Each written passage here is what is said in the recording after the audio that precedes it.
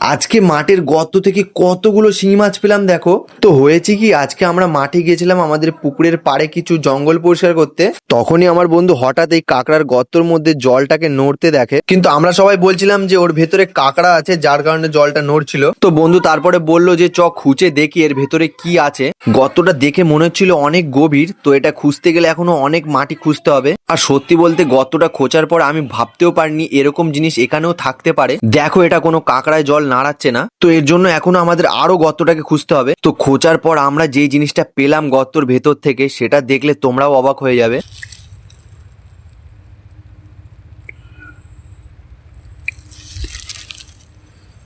তো গর্তটার ভেতরে আমার বন্ধু হাত ঢোকাতেই বলে যে এর ভেতরে অনেক শিঙি মাছ রয়েছে।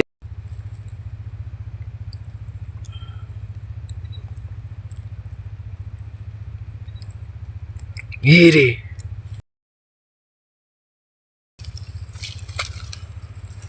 কটা? তিনটে? আর এই একটা গর্তর ভেতর থেকে প্রায় 5-6টা শিঙি মাছ পেলাম।